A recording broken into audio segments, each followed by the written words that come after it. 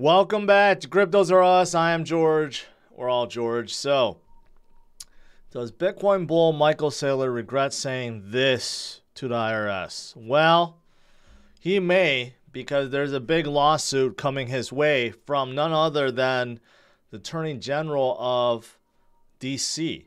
So what is this about? I have some more information. Should we be worried? Should Saylor be worried? Let's discuss this and other things that's going on, including an update from Mt. Gox. So let's talk about that as well. So smash the like, subscribe to the channel. Make sure you hit that notification bell to get notified of all my streams. Follow me on social media. Check out CryptosRUs.com and make sure you follow all my channels out there. So let's get started. Welcome, welcome, welcome, guys.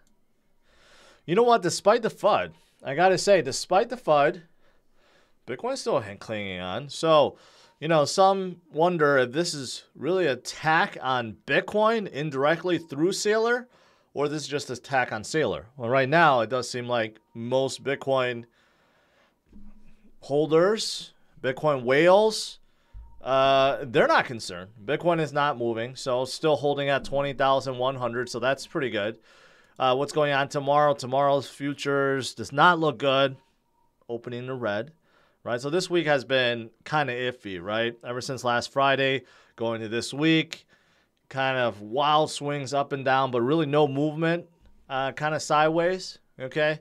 So we'll see. We'll see what happens tomorrow. But I did see this. Before I get to this whole Michael Saylor thing, I saw this, and I don't know if you guys are aware, Nvidia crashed today. Not only did they have bad sales in their Q2, that was expected, but they crashed today even more because the U.S. government is telling them not to sell to China. So I don't know if there's some other rule that was just enacted or this has always been. But due to this situation, Nvidia is now facing up to a $400 million loss. Right? So they can't sell nearly as much as they used to. And they have to kind of report everything they're selling in the future, right? So this came out of nowhere, right? But this definitely makes me glad, and I'm not holding on any Nvidia stock. And it's probably the same deal with AMD too. It's probably the same deal with Intel. It's probably the same with any chip maker, right? So this is something new, something to pay attention to, right? But Nvidia has been suffering recently, and they're going to suffer some more because of this. All right, just thought I'd throw it out there. All right, so the big news of today, this came out right after noontime today. Attorney General Karl Racine from DC, he made this public. I still wonder why he made this public. Okay, I mean, if you're to go sue someone, you just sue them. You send them papers, or you send someone to give them the papers. But why make it so public? Well, if you reread through this, it may seem like, they're just trying to make a point with Saylor, right? But who they're really going after are the residents and employers, okay? Because the very last part of this tweet thread, with this lawsuit, we're putting residents and employers on notice that if you enjoy all the benefits of living in this great city while refusing to pay your fair share in tax, we'll hold you accountable. So I think they're targeting Saylor, obviously, because he's a billionaire and he's very well known, right? But maybe the real reason why they're doing this is really to put everyone else on notice, right? Which is a strange thing to be doing on Twitter. I just find this whole thing, on Twitter just really weird. Or this Attorney General is just really looking to make a name for himself and really wants to cause some buzz. I don't know what the real agenda is. But if you look through what they're trying to get Saylor on, if you read through, some of the articles that's kind of looked at this more in detail and looking at, what they're accusing Saylor of exactly. Well, basically, they're accusing Saylor for not paying any state income taxes. So basically, while he was still living in D.C., okay, supposedly, he did not pay any personal income taxes because he said he's a Florida resident, because in Florida, you don't have to pay personal income tax, which is obviously a lot, right? Not personal income tax. I'm sorry, state income tax. That's what I mean. So in DC, you do have to pay state income tax. In Florida, you don't have to pay state income tax. So according to this, what Saylor basically did was buy a home in Miami Beach, right? Then he went and obtained the driver's license so that he could, and then he registered to vote in Florida.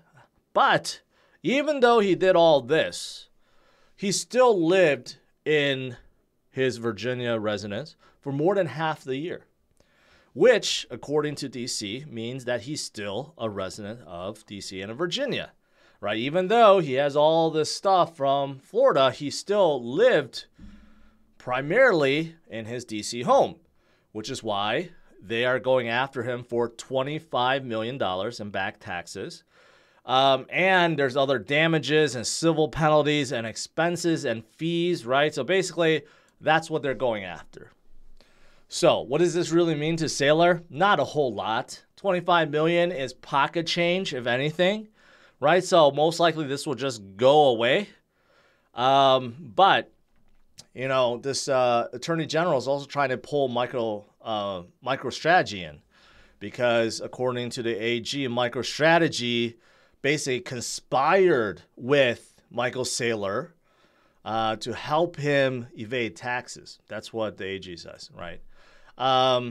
But, you know, MicroStrategy did respond saying that this has nothing to do with them. The company doesn't handle, you know, Michael Saylor's personal taxes, right? So don't pull us in. We have nothing to do with him, right? So that's the latest news. Again, it does seem like they are targeting Saylor really because they're trying to, like, you know, make a big splash with this, right? This new law that was enacted. And they want to target Saylor first, but it looks like who they're really targeting are the common folks, everyone else that are not billionaires. That looks like that is what the intent is. This 25 million is just nothing. I mean, Saylor could pay this. It's not going to affect him, right? And more importantly, the good thing is this does not seem like it's an attack on Bitcoin. Many speculate this is an attack on Bitcoin to try to cause more FUD, you know, try to bring down the biggest Bitcoin bull there is, right? But there's no mention about, you know, back taxes owed on Bitcoin or anything, because obviously Michael Saylor was not in Bitcoin. He did not buy any Bitcoin, did not hold any crypto back during these years, right, when this was going on. So it really has nothing to do with crypto. So that's good. That's good overall, right? But, you know, I don't know if you guys remember this clip. This clip came out not too long ago, right, when Saylor first got into Bitcoin. And he was saying, he was like really gung-ho about it. And he said some stuff he probably should not have. Like this clip that I'm going to play for you guys. Be warned, he does swear in this, right? But it's a very short clip. Listen to it. And at the end of the day, you can tell everybody to go fuck themselves. You can put it in your head, memorize the freaking key. Oh, yeah, my Bitcoin, I lost it in a boating accident. It's kind of a trope, but what it means is at the end of the day, if you push me too far, I lost it. It's gone. Sorry. You're tax right. That. And at the end of the day, you can tell everybody to go fuck themselves.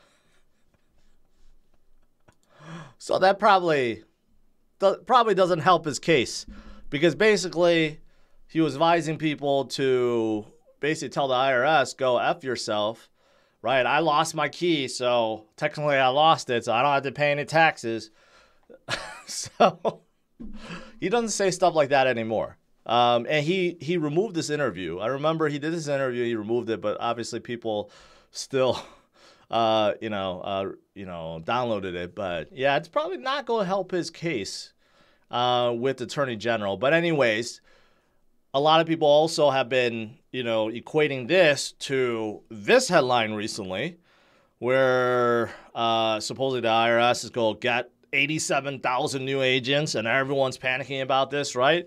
Because people think, well, these IRS agents, supposedly they go target the rich, but their true purpose is to tax the middle middle income group, you know, middle class, right? Just to clarify, it's not like 87,000 agents at once, okay? It's because the IRS is going to lose anywhere between 50 to 80,000 agents in the next 5 years. So most of this is just to replace the agents that are moving on, retiring or whatever, and a few thousand more, right? So it's not like there's an army of like 100,000 agents coming in, just to clarify that. But, you know, it could have something to do with this, right? Again, the U.S. government has printed so much money in the last 2 years, they're looking to recoup some of that, right? And so that's why they're starting their targeting, I guess. All right, so that's the latest. We'll see.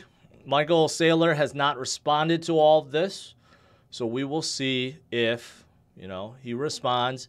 I mean, honestly, if it's just $25 million in back taxes on his state income tax, he could pay it, move on. That's it. You know, say it's a misunderstanding, or he could tell the AG to go F himself, right? Pay it, move on. It's nothing. It's not like they're suing him for $25 billion, right? So it's chump change to him. So, all right.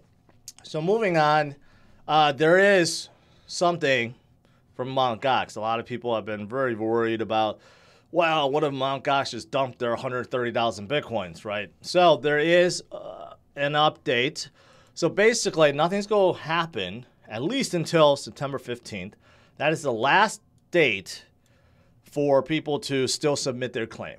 Afterwards, then they will start the payment, the payment process, basically, right? But they have not defined any date of when that's going to start, right? And even if this is the last, collection time, like the claim time, I'm sure there's going to be some leeway, like, oh, what if you miss it? Like, they go build in some extra time. So this whole thing about creditors getting paid back, we may not see anything until like next year. There's still a lot of stuff that's happening behind the scenes. So that's the latest.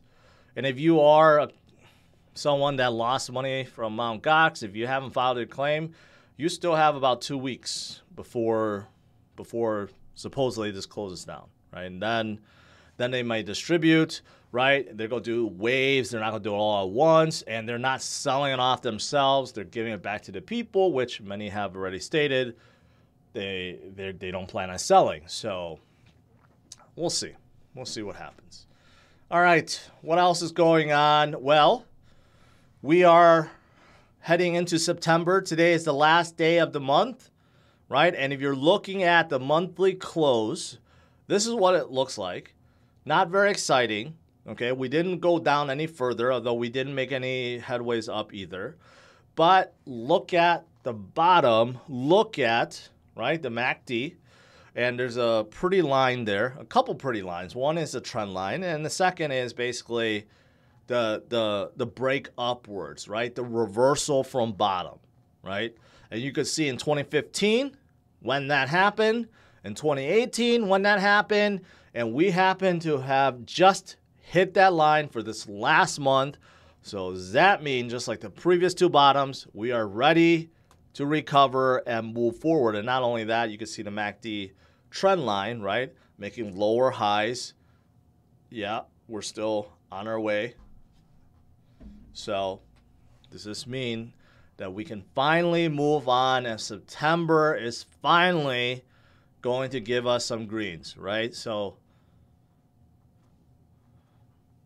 yes, I hope so. I hope so. All right, now this is interesting. Addresses with balances versus total BTC units, right? So this basically boils down to short term, we may have volatility. Long term, why Bitcoin will continue to appreciate and continue to move higher is because Bitcoin is a scarce asset. It's heading to a point where it will become no more, right? 21 million, there will be no more to be mined, and we're really close to that already. But while that's happening, while you could see the inflation curve taper out, what's happening with the addresses is it's still skyrocketing because more and more people are turning to Bitcoin. So as the supply decreases, the demand is increasing. And if you know anything about supply and demand and the price curve, you'll know that this is a perfect situation for price appreciation, right? So that's something that we could look forward to in the long run. All right. What else is there? Coinbase is adding Near protocol. Near has been doing pretty well recently, probably because of this. But not only that, I've called Near like a baby, Solana, right? Because they are. They have a large ecosystem, but still small and growing, right? Very well backed, pretty nice chain, pretty fast. Now they have more exchange support like Coinbase, right? Wallet support is still growing their DeFi, their gaming, right? So it's a nice chain. It's still early, but they are definitely making some moves recently. I think they're like in the top 25 now. So good for them. Ticketmaster selects Flow for minting NFT event tickets. I was wondering when this will happen. Ticketmaster is the biggest ticket issuer, right? So now future tickets will be NFT tickets. And I've said that already, and many others have thought so too. If you want to make sure a ticket can't be counterfeited, right? You want to make sure that it's authentic and it can't be tampered with, well, then you want to make NFT tickets. And that's exactly what Ticketmaster is doing. And they're selecting Flow blockchain. Flow has been making some major movements recently too. So good for Flow. Definitely a chain to pay attention to. And then lastly, Crypto.com ditches a $500 million sponsorship deal with the Champions League Soccer. So this sounds like, the massive deal they've done with, the stadium rights, right, to where the Lakers play, even though it didn't really work out for them this last year, but maybe in the future, right? But it seems like they're about to splurge on this huge $500 million deal.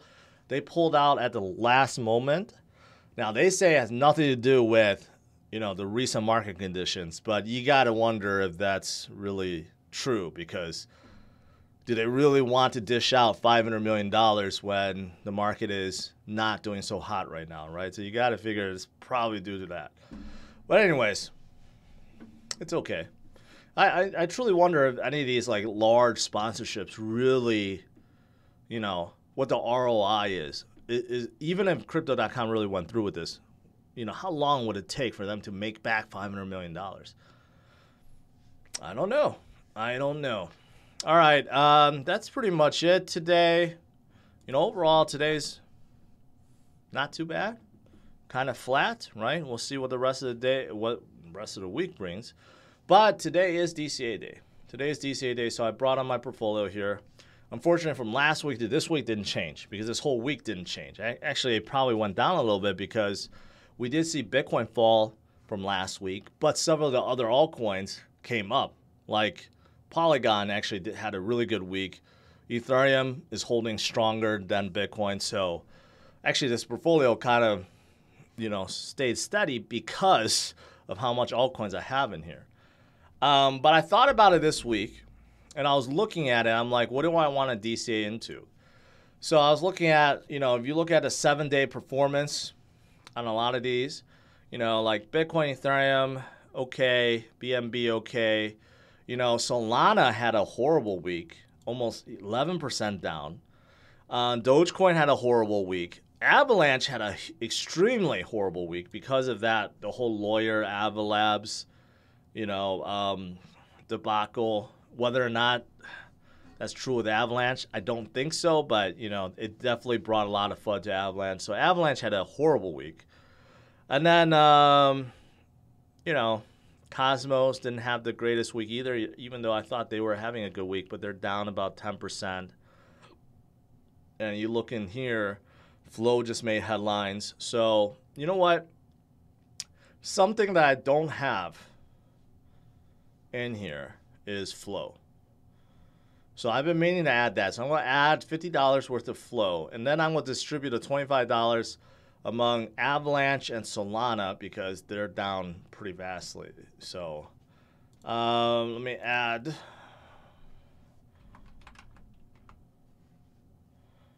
$25 divided by, what is Solana at, 40? That's not right. 38. Those are wrong. Let's see. 31. Yeah, that's more like it. I'm like, that's not right. So I can get 0.7923. All right, 25 bucks of Solana. Let's add 25 bucks of Avalanche. 25 divided by 2.26. That's about 1.298. And then I want to add some flow. How do I add flow in here? More actions. Add transaction. Flow.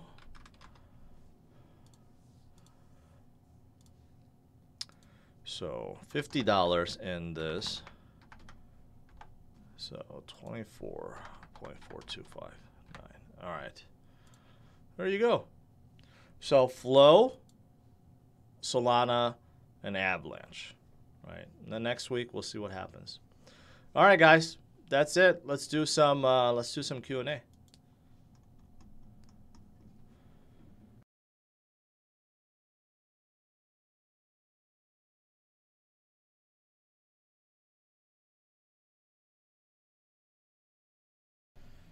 All right, a lot of you guys are trying to FOMO in on Luna Classic, right? I keep seeing people say, "Oh, look at how much it's up and it's crazy," and I'm trading it. I said it this morning. If you want to gamble, you want to risk, you want to get in on a FOMO, FOMO trade, be careful, okay? But know that it's not investment, it's a gamble, and maybe you catch it right, maybe you don't, right? So just be very careful, very, very careful. Because yeah, it's like endless people asking me about it. Like, what do you think? Should I get back in, So just be careful, because I have seen this time and time and time again. This is not my first FOMO rodeo. I've seen many coins spike up tremendously, then dump down just as fast. So be careful if you go hop on that FOMO train. Be very, very careful. Okay, I said careful like 10 times. I think you guys get it. All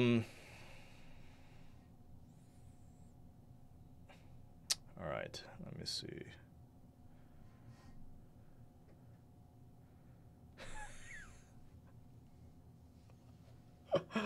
Robert, that is funny, but I'm not going to repeat what you just said. Do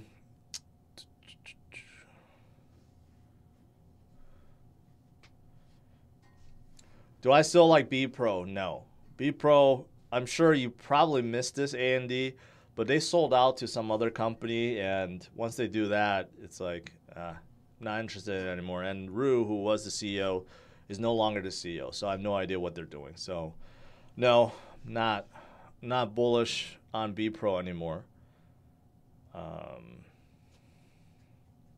Jesse says you can't stay careful enough to all the many degens. Well,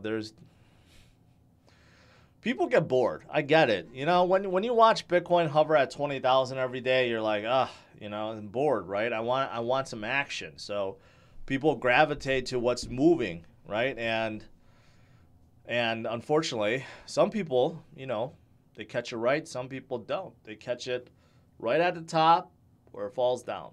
So right now, there's definitely a lot of people hyping up and trying to pump Luna Classic due to this new burning that will be initiated sometime next month. But it's not going to burn away the 6 trillion that was added, a few months ago. But yeah, there's definitely a pump going on.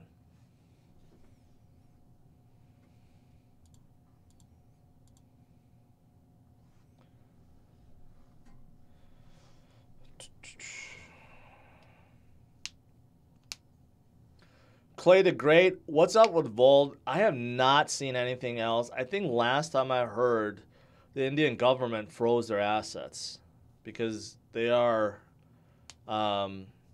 Oh no, maybe not India. Maybe it was Singapore. It was either Singapore or India that froze their assets. I have not heard. The latest development was Nexo was trying to buy them. They were going to work something out. I have not heard anything about it recently, unfortunately. I have not gotten any updates.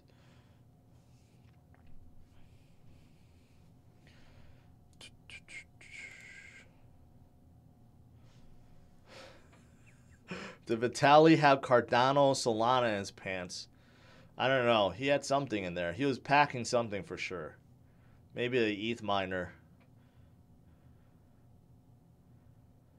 Wazdir? I have no idea what Wazdir is. And someone's asking about TRB. What's TRB? I have no idea what Teller is either. Sorry.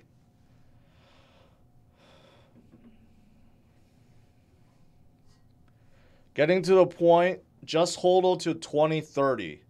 Well, that's a long time. 9 years. If you go hold for 9 years, well, you'll be very happy. In 9 years, Bitcoin could be over $1 million. That's two cycles, two halving events, right? Every halving event, Bitcoin becomes scarcer, and every halving event, this happens, right? Like the number of people getting into this space continues to grow, but the number of Bitcoins floating around doesn't really increase. A lot of the miners, especially the one North American miners, they're not selling. They're not selling at all. In their quarterly reports, they've said they held everything, right? So even though supposedly there's new Bitcoins hitting the market, I argue not really. Like HUD-8 and Mara, they don't sell any of the Bitcoins they mine.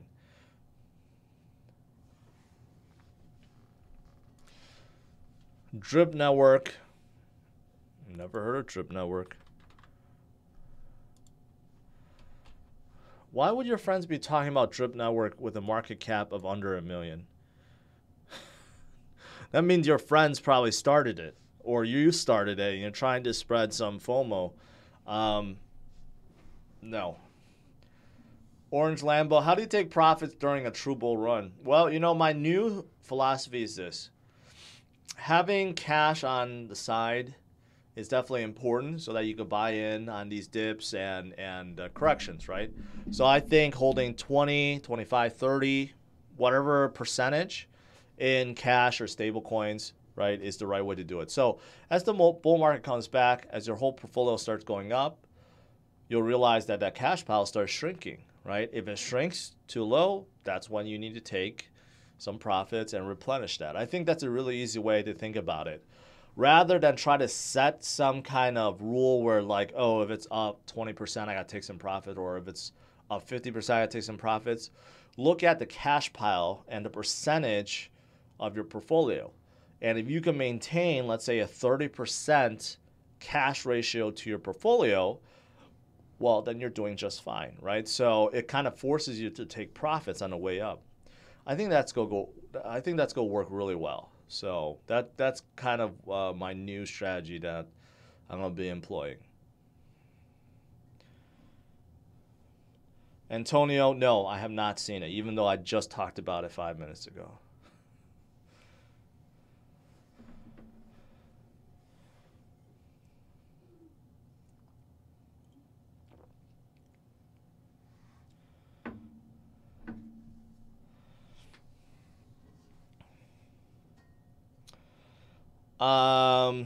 Do you think ADA forks in September? I cover that. Enough SPOs have upgraded, so Vaso hard fork is right around the corner. So most likely, yes, it will happen in September. So there will be 2 forks, right? There will be a Cardano fork and an ETH fork, but I don't know which one will come first. Have you calculated how many solar panels you must purchase to heat your new home? No, I have not. I was debating if I should get solar panels. I just think the payback is just too long. I don't know. Some people say, oh, payback is like 8 years. No, I've done the math. It's not. It's more like 20 years, at least where I am. So I'm not sure I'm going to get solar panels. And they look really ugly, too.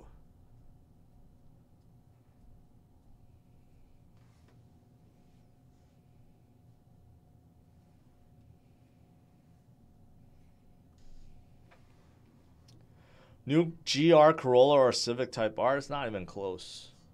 Not even close. A Civic Type R.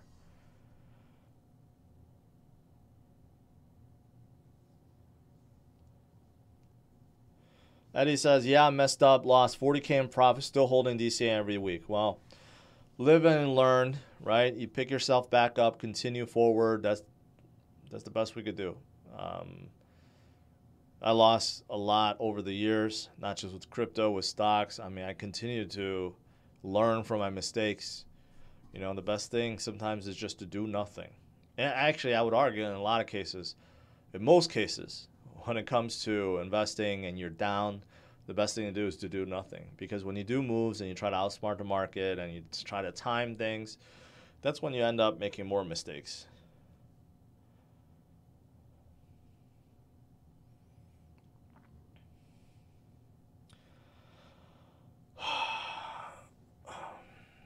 What is a halving event? Does ETH have it? No.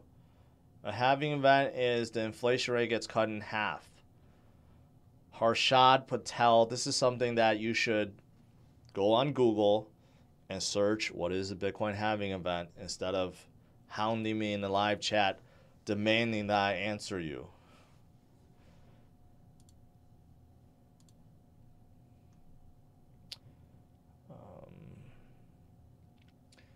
EWT, a lot of people keep asking about EWT.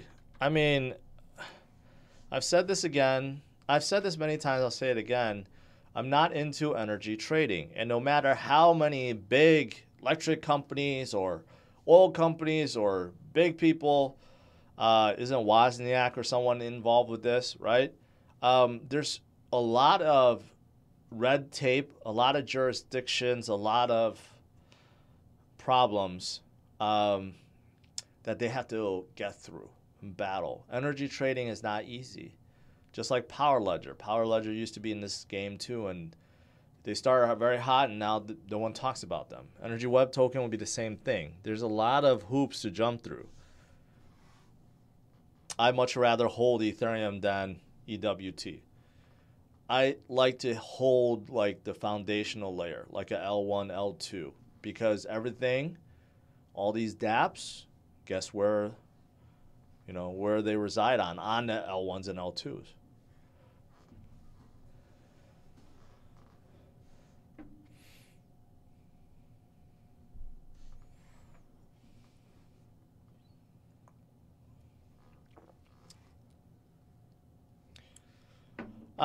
Do you think BTC can go lower? Well, there's always a chance, but me personally, no. I think this 20K mark has been pretty strong. I mean, the last, few days, this last weekend, right? It was rocky.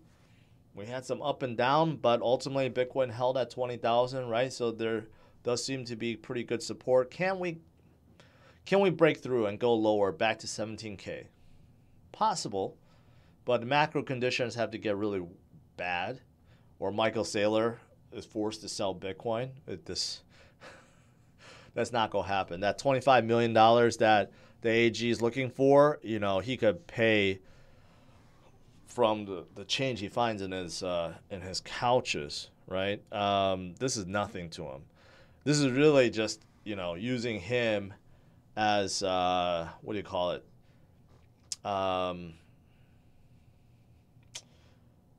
What do you call it when you're trying to make a point with someone? I forgot how you say it, but basically, yeah. Basically, the Attorney General wants to go after everyone, but just making a statement with Saylor. Do the Lakers flop again this year? I certainly hope not. They need to get rid of Westbrook. I don't know who they're going to get back, but they need to get rid of Westbrook. Poster child. Yes, not poster boy, poster child. They're basically making Saylor poster child of this like new law that they just enacted.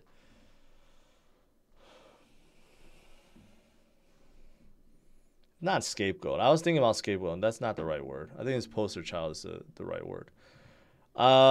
Joshua, appreciate it. Selling my Phantom, go all in on Matic. I mean, usually, Vegeta, when you do stuff like that, you're going to regret it. because that's when Matic stops moving and Phantom starts moving. So if you go do that, you know, do half-half. Because generally speaking, when you have something that's good but doesn't move for a long time, and you get to that point where you're like, okay, I'm going to trade it for something else, a lot of times that's when it starts moving. And whatever you buy into, since it has been moving, it stops moving. So I think they're both fantastic projects. Me personally, I do like Matic more than Phantom, but I think Phantom is still definitely worth holding on to.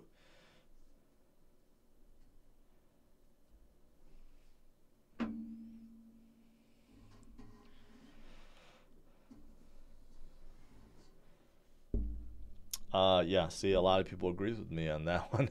Everyone experiences that. Will Solana pass his next? No. Will Solana pass his all-time high during the next bull run? Yes. Yes, it will. I think almost everything will pass its previous high next bull run. It will be a tremendous bull run. I mean, it still seemed like it was yesterday. And I still remember, you know, chatting with my Patreon members in Discord when the global market cap fell down to like 100 billion, right? And it was dark times, really dark times. And my audience was obviously a lot smaller, but, you know, I had a small group I was talking to during those days. And we were like all so depressed when it fell down to like 100 or 110 billion or something like that, right? And that was just a few years ago. So despite the market weakness right now, despite how gloomy it seems right now, we're 10 times higher than that point from just a few years ago.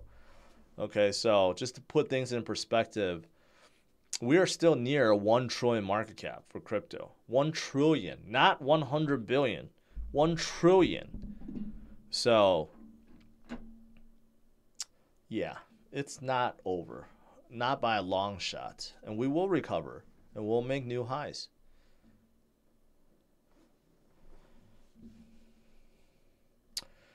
All right. I think that's it. Let's see. Last update on Bitcoin. Still doing well. Tomorrow, we'll see. We'll see. All right, guys. As for Michael Saylor, the saga continues, but really what he's accused of, I don't know. You know, it's like, it's something that's non-concerning. I'll just say it's something that he can get over very easily, right? But I do think they're using him as example for a larger audit of everyone else, right? So that's the thing. But the good thing is it doesn't seem like this is crypto related, not Bitcoin related. So again, doesn't seem like it's an attack on crypto. So that's good. And we'll see what tomorrow brings. So smash the like, subscribe to the channel. I'll see you guys tomorrow, bright and early, 8:15 a.m. Central Standard Time. All right? Have a good one, guys. Take care. Bye-bye.